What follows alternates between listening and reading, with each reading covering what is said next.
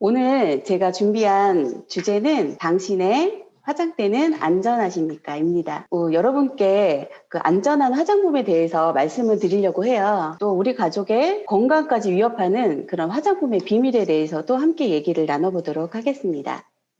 저는 컴퓨터 그래픽 디자이너로 15년 정도 일을 해왔어요.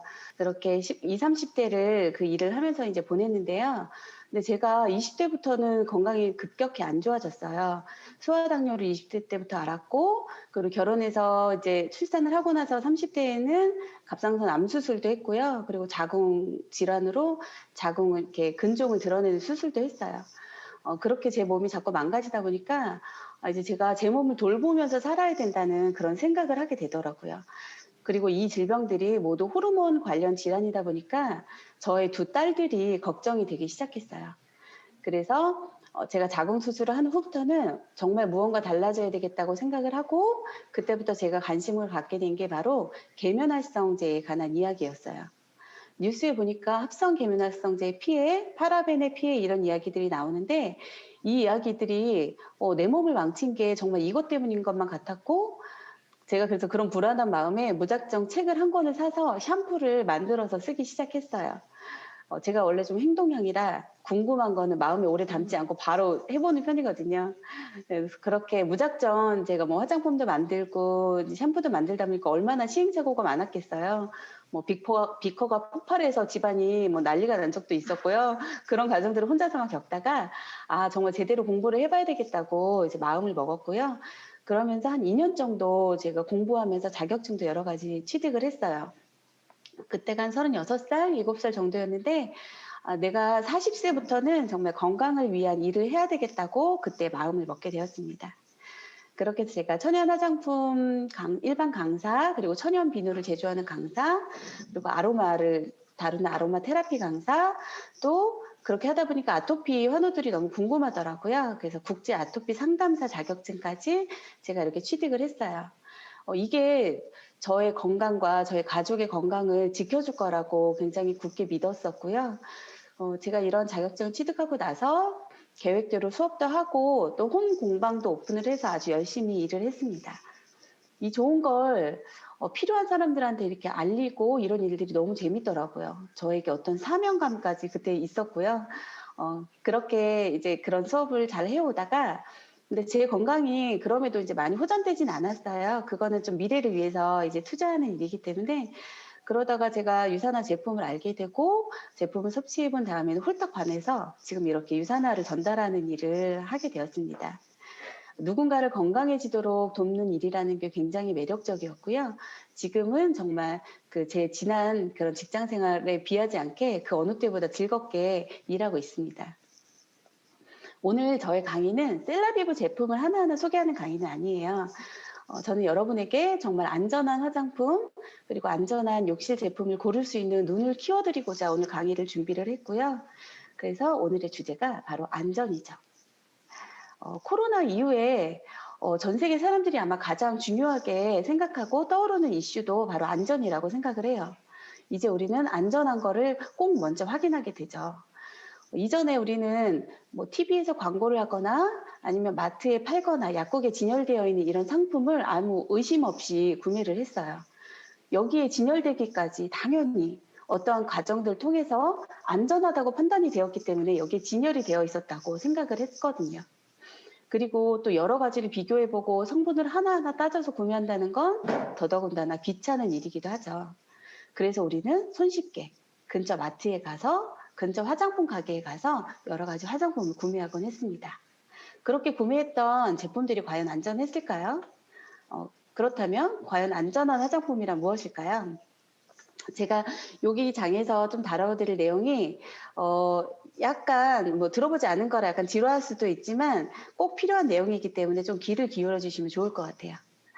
제가 천연 화장품 공부하고 아토피 공부하면서 저에게는 안전한 제품을 고르는 안목이 생겼어요. 이전에는 뭐 더 좋은 제품을 찾기 위해서 노력을 했다면 그 후에는 덜 해로운 제품을 찾는 것에 제가 중점을 두었는데요. 유명 화장품에 어떤 성분이 들어가서 그것에 막 현혹되기보다는 정말 유해한 걸 넣지 않았는지, 그 기업이 어떤 가치로 일을 하는지 신뢰를 바탕으로 제품을 구매하게 되었어요. 여러분들도 더 좋은 걸 고르는 것보다는 덜 해로운 걸 선택할 수 있는 눈을 가지셨으면 좋겠습니다. 제가 안전한 화장품을 고를 때 중요하게 생각하는 몇 가지 기준이 있는데요. 첫 번째는 무방부제 제품이에요. 이거는 바로 합성 방부제를 이야기하는 건데요. 방부제는 그 생산된 제품이 유통되는 과정에서 그 제품이 오염되지 않도록 하기에 꼭 필요한 성분이죠. 가장 요즘에 대두되는 성분들로는 파라벤, 페녹시에탄올, 헥산디올 등이 있는데요.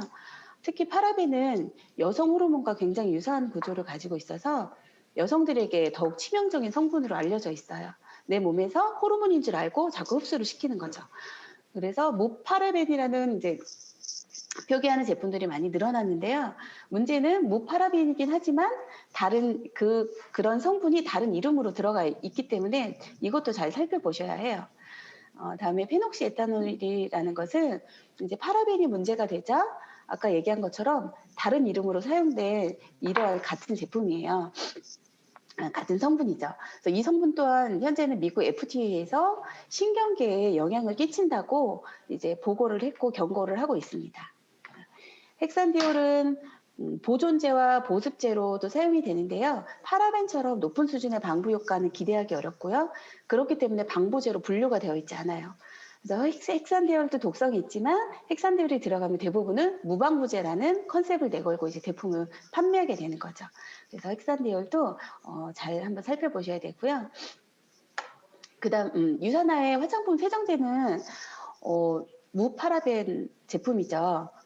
지금 식물성 성분들이 서로 이제 결합해서 자체적으로 보존제 역할을 하는 자가 보존 포뮬러 특허를 획득한 진정한 파라벤 프리 제품이에요.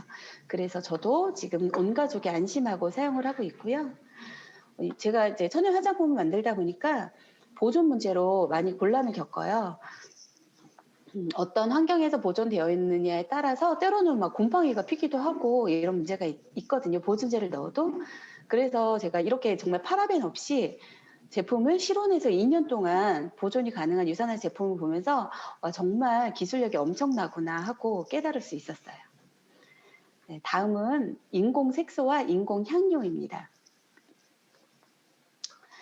인공 색소는 포인트 메이크업 하는 데는 꼭 필요하죠. 그렇지만 그걸 제외한 다른 기초 제품에는 색소가 사실은 필요가 없어요. 전혀 필요가 없는데도 제품의 마케팅을 위해서 색소를 사용하는 제품이 많이 있어요.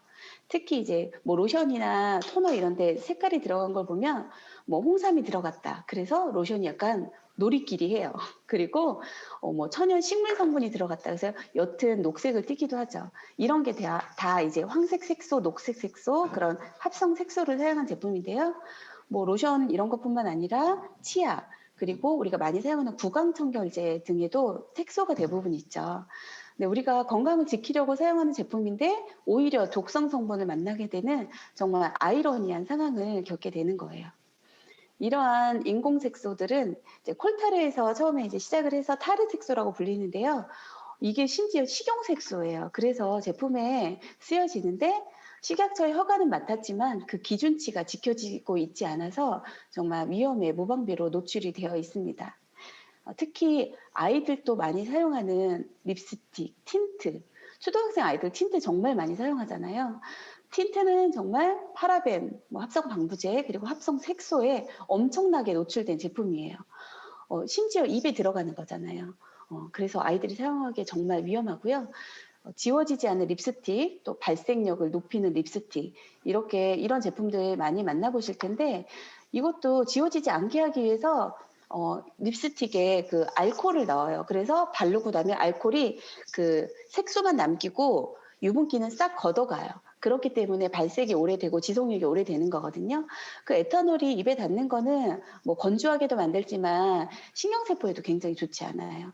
그래서 저는 이런 거를 어린아이들이 쓰는 게 너무너무 안타까워요. 그래서 저희 딸도 지금 5학년이 됐지만 어렸을 때부터 저는 철저히 교육을 시켜서 절대 이런 거에 지금은 관심을 갖지 않아요.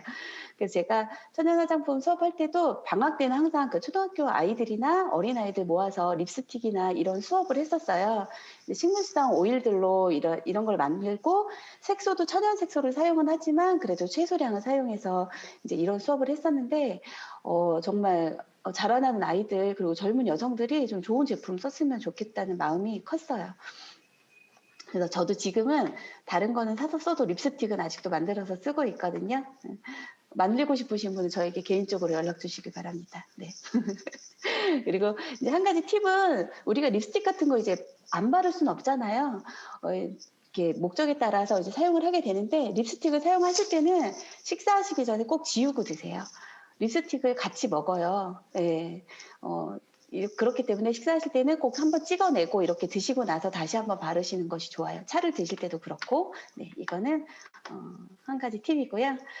이렇게 이런 자연계에 존재하지 않는 합성 물질들이 당연히 영양분이 아니겠죠. 그냥 단순한 이물질이에요. 그렇기 때문에 우리 몸속을 떠돌다가 배출이 되는데 그냥 나가면 좋은데 각 장기 그리고 세포 나아가서는 세포의 유전자까지 손상을 입힐 가능성이 있다고 보고가 되고 있습니다. 그리고 앞으로 그 우리 후세대에 어떤 위험이 끼칠지 아직도 밝혀지지 않은 내용들이 많기 때문에 위험한 건 일단 하지 않는 게 좋다고 생각을 하고요. 다음은 이제 인공향입니다.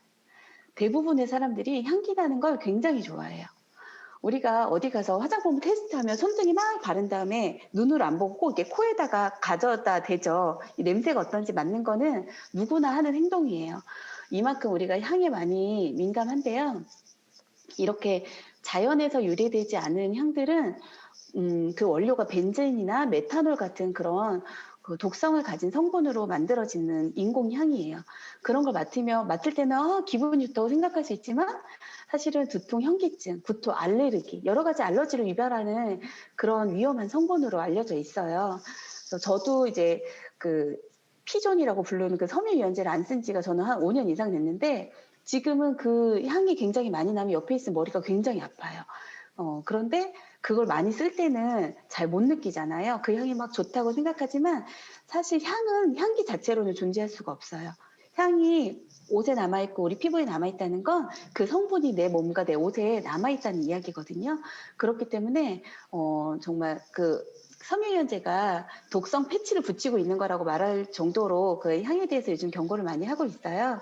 그래서 우리가 건강을 생각한다면 아로마를 함유하고 있는 향이나 아니면 무향료 화장품을 선택하는 것을 추천드립니다.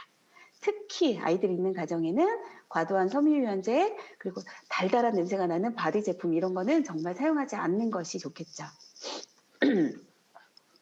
그리고 다음으로 제가 무실리콘에 대해서 말씀을 드릴게요. 좀 생소할 수도 있어요. 무실리콘 제품이 잠시만 물 좀 한 모금 마시겠습니다. 여기서 말하는 실리콘은 뭐냐면 미네랄 오일이에요. 미네랄 오일이 뭐냐면 석유계에서 추출된 오일을 이야기합니다. 미네랄 오일은 값이 굉장히 싸요. 석유에서 정제한 오일이고요. 굉장히 풍부하죠.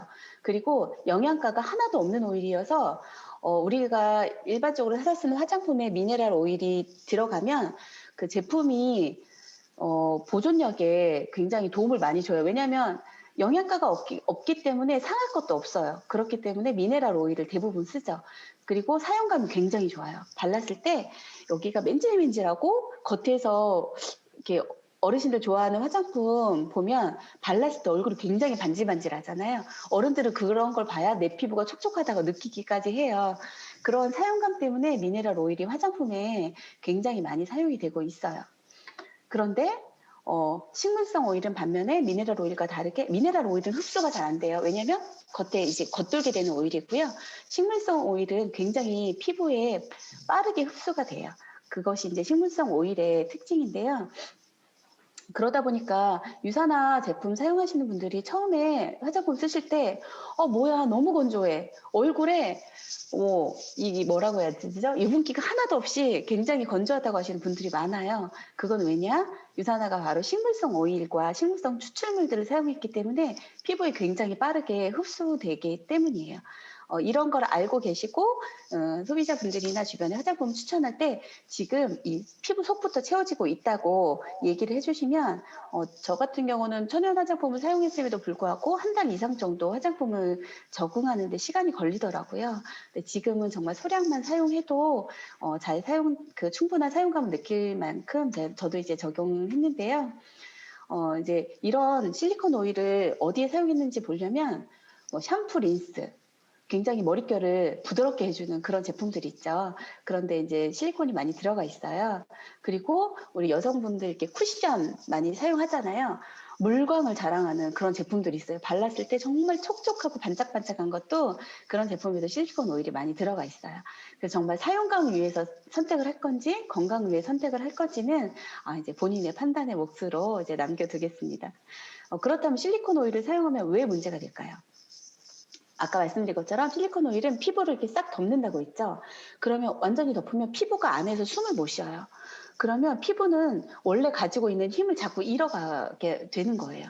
그리고 실리콘 오일을 쓰면서 거기에 뭐 무슨 영양 성분을 많이 담아도 오일이 안으로 흡수가 돼야 그 영양 성분이 얼굴에 들어가는데 실리콘 오일을 쓰면 영양 성분이 일단 얼굴로 잘 들어가지 못해요. 우리가 음식으로 따지면 배만 나오게 만드는 그런 패스트푸드처럼 영양가가 하나도 없잖아요. 그런 역할을 하는 게 이제 실리콘 오일이에요. 그래서 정말 흡수력이 빠른 그런 유사나 셀라비브 화장품은 식물성 오일을 썼기 때문에 이제 흡수력이 빠른 거고요. 그리고 샴푸 린스도 최근에는 무실리콘 샴푸가 많이 나와요. 실리콘이 이제 이렇게 문제가 되는 게 많이 대두가 되면서 실리콘 샴푸를 쓰면 사용감은 좋을 수 있지만 실리콘이 일단 두피를 막아요. 두피 모공을 막죠. 그렇기 때문에 그런 머리에 지루성 두피라고 하나요? 그 머리에 뾰루지 많이 나시는 분들은 원래 내가 지루성 두피라고 이야기하시는 분들이 생각보다 많아요. 근데 제가 샴푸 수업을 하면서 그 샴푸 하나 바꿨음에도 한 달 이내에 굉장히 그런 것들이 많이 개선되시는 분들 많이 봤거든요. 그래서 유산화 샴푸 쓰시는 분들도 아마 마찬가지일 거예요. 그래서 무실리콘 샴푸를 쓰는 게 그래서 중요하고 그 트리트먼트도 기존 제품들은 실리콘 그런 성분으로 막으로 머리를 막지만 유산화의 트리트먼트는 그런 실리콘이 없는 로션형 제품이에요. 진짜 그냥 얼굴에 바르는 것처럼 영향을 직접적으로 줄 수 있는 제품이거든요. 그리고 아미노산이 많이 들어가서 단백질이 풍부하기 때문에 볼륨감도 굉장히 살아나는 제품이고요. 그래서 진짜 좋은 거는 당장에 눈앞에 바로 효과가 없더라도 결국에는 이런 훨씬 더 좋은 사용감으로 보답을 하더라고요. 제가 한 가지 그 실리콘을 특별히 다루고 싶었던 건 요즘 청소년들 특히 여학생들 보면 바세린, 약국에 파는 조그만 바세린을 굉장히 많이 가지고 다녀요. 되게 유행처럼 가지고 다니는데 바세린이 뭐냐면 바세린은 석유의 찌꺼기예요. 석유가 그냥 하얗게 굳어서 석유 간에 이렇게 묻어있던 걸 그 석유 공사를 하던 그 인부가 자꾸 이렇게 철을 만지다 보니까 손에 상처가 나잖아요. 근데 너무 따가우니까 그게 젤처럼 굳어있는데 그걸 그냥 이렇게 발라본 거예요. 손에다가 발라봤는데 상처가 나왔어요. 그 원리는 그 상처를 공기를 차단하지 않게 실리콘 오일이 덮어준 거죠. 그래서 사실 되게 심할 때는 단시간에 효과를 보는 것도 괜찮아요. 엉덩이 발진이 너무 심한 아이기라든지 이럴 때는 잠깐 덮어서 도움을 받을 수는 있는데 피부에 힘을 길러주는 건 아니기 때문에 장시간 사용은 안 되고요. 이게 석유 찌꺼기이기 때문에 굉장히 위험해요. 문서상에는 다 3중으로 정제를 시켜서 안전하다 이렇게 해서 다 나오지만 자세히 이렇게 자료를 찾아보면 그 안정성에 대해서는 어디에도 밝혀지지 않았다고 다들 이야기를 해요. 그래서 굉장히 좀 조심해서 써야 될 게 바로 바세린이고요. 더 문제가 되는 건 여학생들이 이걸 눈썹에 발라요. 눈썹을 길게 해준다고 눈썹에 바르고 거기에다가 립스틱을 유튜브에도 영상이 많이 있는데 립스틱을 조금 그 바세린에 발라서 전자레인지에 녹여서 립밤 용기에 예쁘게 갖고 다니면서 입술을 계속 발라요. 이게 굉장히 보습이 좋기 때문에 바르잖아요. 그런데 정말 눈, 코, 입 이렇게 구멍이 뚫렸다고 생각되는 곳에는 절대 사용하시면 안 돼요. 그거는 바로 호흡기에 들어가는 거기 때문에 정말 여학생들 바세린 가지고 쓰는 거 보시면 하지 말라고 꼭 얘기해 주셨으면 좋겠어요. 그러면 대안이 있어야 되잖아요. 그러면 식물성 오일로 만든 밤도 굉장히 많이 요즘 판매를 해요. 그렇기 때문에 바세린, 식물성 오일 밤을 가지고 다니면서 바를 수 있도록 이렇게 대체할 수 있도록 알려주시면 좋을 것 같아요. 그리고 마지막으로 합성 계면활성제에 대해서 말씀드릴게요. 계면활성제가 뭐냐? 면을 분리하는 거예요. 활성하는 거예요. 우리가 더러울 때 이렇게 샤워를 하죠. 이렇게 세제를 이렇게 바디워시를 묻혀서 샤워를 하면 우리 몸에 붙어있던 오래된 각질을 분리해주죠. 그렇게 해서 우리가 세정을 하는 거예요. 그게 바로 계면활성제인데, 계면활성제는 자체적으로는 세정 기능이 있기 때문에 너무너무 좋은 기능을 하는 그 성분이에요. 그리고 화장품에는 물과 기름을 섞이게 하는 물질로도 꼭 들어가는 그런 성분인데요. 원래 목적은 매우 좋으나 이제 그것들이 합성 물질로 만들어지면서 많은 문제가 되고 있어요. 왜 그러면 우리 유산화처럼 식물 유래 계면활성제를 쓰면 되는데 왜 합성 계면활성제를 쓸까요? 싸고 성능이 효과가 바로 눈에 보이는 효과가 좋기 때문에 합성 계면활성제를 여기저기에서 쓰고 있는 건데요. 이제 그 중에서도 문제가 되는 게 바로 설페이트 계열의 계면활성제예요. SLS라고 이제 표현을 하거든요. 무 SLS 제품 요즘도 많이 판매를 해요. SLS 그 설페이트 계열의 계면활성제는 피부에 일단 자극이 굉장히 심해요. 세정은 굉장히 잘 되지만 피부에 자극이 굉장히 심하고 그리고 피부를 통해 장기 속으로도 들어가서 한 5일간 또 머물러요. 그러면서 혈액으로 발암 물질을 내보내는 정말 위험한 물질이에요. 유산화의 제품들이 SLS 프리 제품이죠. 그리고 식물 유래 계면활성제도 사용하고 있어요. 특히 입에 들어가는 치약은 꼭 SLS 프리 제품을 사용할 걸 권해드려요. 사람들은 대부분 치약은 조금 더 치약에 거품이 나죠. 그게 바로 계면활성제예요. 그걸 왜 넣냐? 우리가 양치를 할 때 이게 양치하는 치약이 줄줄줄 떨어지면 안 좋잖아요. 그러니까 이걸 잡아두기 위해서 거품을 사용을 해요. 그래서 뭐 입에 들어가는 치약은 뭐 좋은 계면활성제를 사용할 것 같지만 사실은 주방세제에 들어가는 것과 똑같은 것을 사용을 해요. 거품이 많이 나야 사람들은 좋아하거든요. 그런데 유산화 치약 써보시면 아시죠? 거품 안 나요. 정말 좋은데 한국에 런칭이 안 돼서 굉장히 아쉬운데요. 저는 그래서 주로 유기농 매장에서 치약을 구매를 해요. 뭐 초록땡땡 뭐 그런 거 있잖아요. 그런 데 가서 치약을 구매를 해서 쓰고요. 치약은 정말 사용감이 좀 불편하셔도 건강을 위해서 거품이 나지 않는 걸 쓰시는 거를 정말 추천드리고 싶어요. 이 모든 기준에 만족하는 제품을 제가 공부는 했죠. 이 모든 기준에 만족하는 제품을 사용하고 싶어서 저는 정말 모든 걸 직접 만들어서 몇 년 동안 썼어요. 거의 강박 수준으로 정말 설거지하는 비누 세제, 그리고 우리 얼굴에 쓰는 비누 세제, 뭐 클렌징 오일, 화장품, 샴푸, 컨디셔너, 치약, 그리고 빨래하는 세탁 세제까지 그렇게 정말 모든 걸 다 만들어서 썼었는데요. 이게 뭐 제가 만든 게 정말 자신 있어라기보다는 시중 제품들을 그만큼 믿을 수가 없었어요. 공부를 하면 할수록 그게 너무 눈에 보이니까 그것도 조금 힘들었었거든요, 그때는. 이런 제가 과연 유산화 제품을 처음에 바로 썼을까요? 정답은 노입니다. 아까처럼 유산화도 역시나 유통되는 제품이기 때문에 좀 믿음이 처음에는 믿을 수가 없었어요. 그래서 유산화 제품, 화장품 처음에 쓰지 않았고 영양제만 먹었었는데요. 영양제를 먹다 보니까 회사를 알아보게 되고 또 이 영양제 제조 공정 시스템을 봤을 때 진짜 믿을만하구나. 그리고 이 마이로네츠 박사님 정말 선한 비전으로 좋은 가치로 이 회사를 만드셨구나 하면서 이분이 만드시면 진짜구나. 그때부터 화장품에 관심을 가졌고 그때 이제 제가 그래도 이제 궁금하기 때문에 전성분을 막 그 화장품 그 재료 알아보는 사이트에다가 하나하나 다 쳐가지고 알아볼 정도로 이렇게 많이 이제 들여다봤는데요. 결론은 셀라비브는 정말 안전했습니다. 안전하고 그렇기 때문에 예전에 저를 찾아왔던 이제 화장품을 만들어 달라고 했던 수강생 분들한테도 지금 자신 있게 추천을 해드리고 있는데요. 정말 모든 알레르기 테스트를 완료했다는 게 왜 중요하냐면 우리가 그 제품이 정말 그 성분 하나하나가 어떤 건지 아무리 뒤져도 완벽하게 알 수는 없어요. 하지만 그런 성분들이 우리 몸에 들어왔을 때 정말 여러 형태의 알레르기 반응을 일으키거든요. 그런데 유산화는 이 알레르기 테스트를 모든 제품이 다 완료를 했어요. 그렇기 때문에 안전한 거고요. 그리고 파라벤 프리 제품이면서 이제 다른 종류의 합성 방부제를 쓰지 않았고, 그리고 페녹시 에탄올도 전혀 없었고, 설페이트 계열 아까 말씀드렸던 SLS 그런 성분도 없었고요. 색소도 없고, 그리고 향도 아로마 향을 함유한 그런 향들이잖아요. 그래서 제가 정말 믿고 저희 온 가족이 지금은 하나도 만들지 않고 유산화 제품으로 올 브랜드 체인징을 했습니다. 정말 이 문구처럼 그 보이는 것 이상의 아름다움을 안겨주는 셀라비브를 제가 만나게 되었어요. 그러면서 제가 셀라비브에 대해서 이제 공부도 나름대로 이제 해보았는데요. 셀라비브에는 정말 특별함이 있더라고요. 안전한 거 플러스 특별함이 있어요. 그건 바로 인텔리전스 그리고 올리브오일 특허인데요. 셀라비브의 핵심 기술이 바로 이 인텔리전스 테크놀로지 기술이 접목되어 있는 거죠. 인텔리전스가 뭔가요? 그 셀 시그널링이라고 우리가 영양제에서 많이 봤잖아요. 화장품에서도 마찬가지인데 여기 인텔리전스 제품들을 봤더니 활성 펩타이드라는 성분이 들어가 있대요. 말도 너무 어렵죠.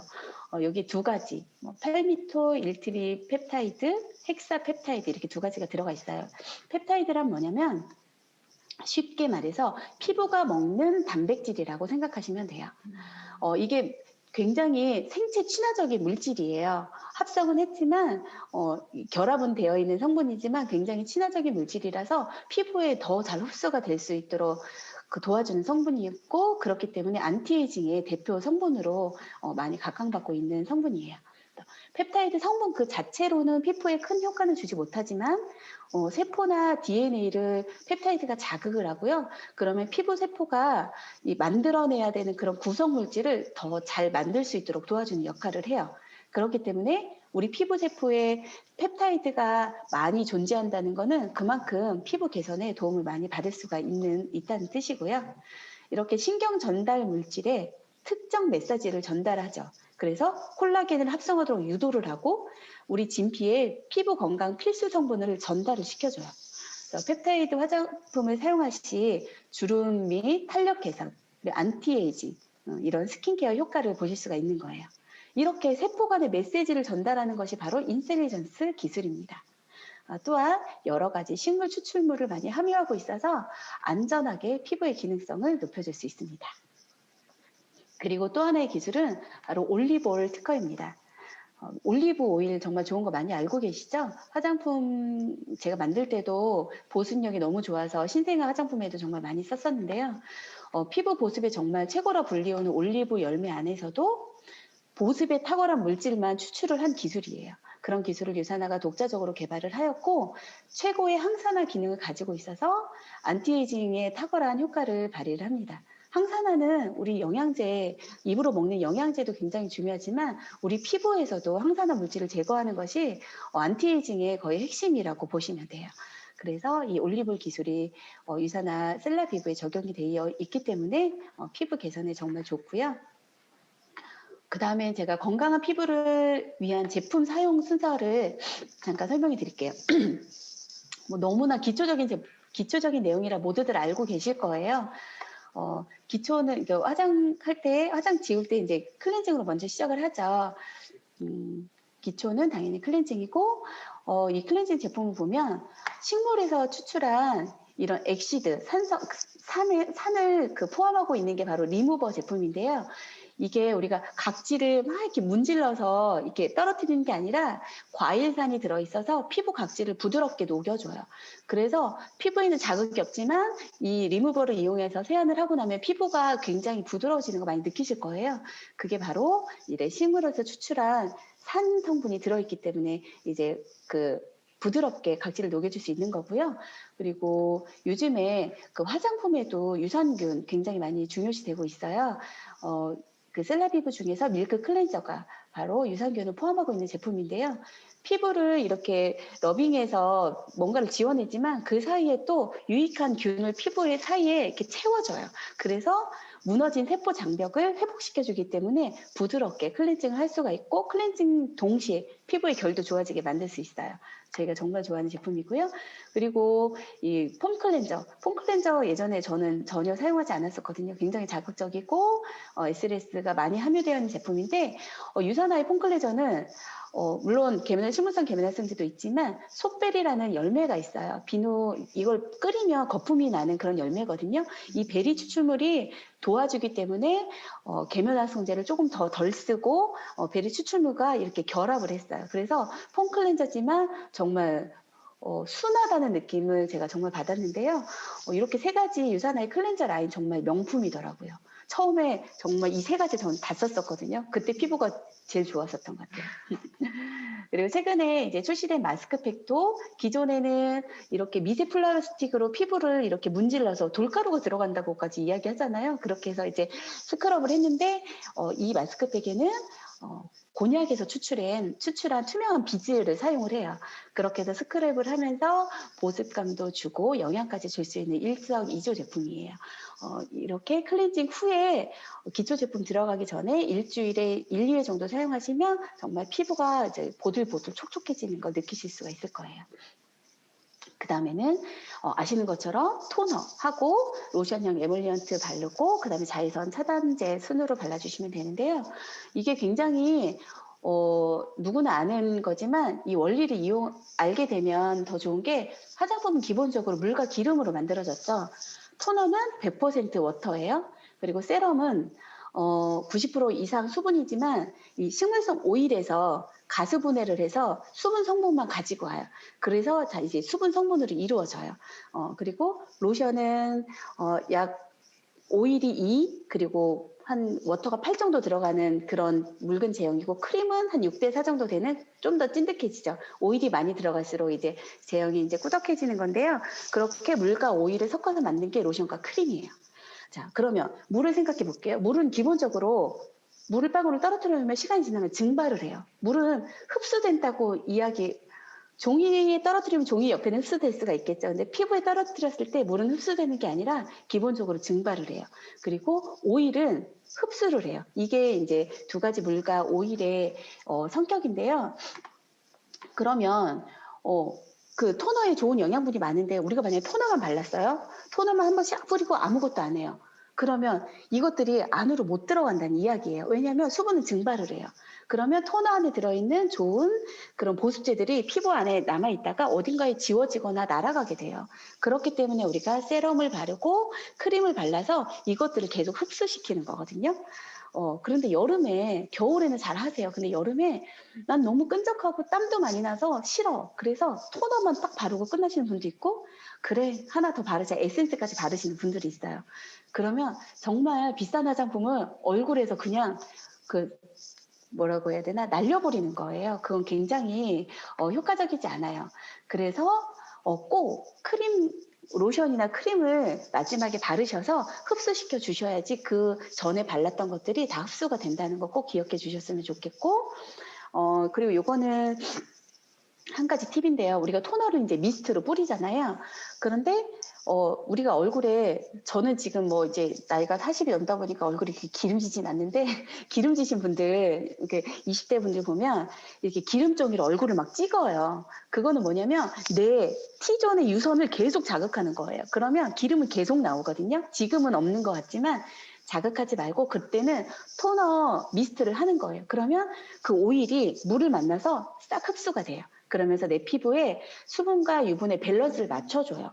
그렇게 밸런스를 맞추면서 좋은 피부를 유지하면 나중에는 아침에 일어났을 때 얼굴이 번질거리고 이런 게 없어지거든요. 그래서 미스트를 좋은 걸 사용을 하셔야 되는 게, 그 기존에 나오는 미스트들은 거기에 사용감을 위해서 알코올을 넣어요. 에탄올을 넣기 때문에 발랐을 때 굉장히 시원하고 싹 날아가요. 그거는 단순히 사용감을 위해서 그렇게 만든 거예요. 그냥 날아가는 게 아니라 내 피부 속에 있는 수분을 가지고 날아가요.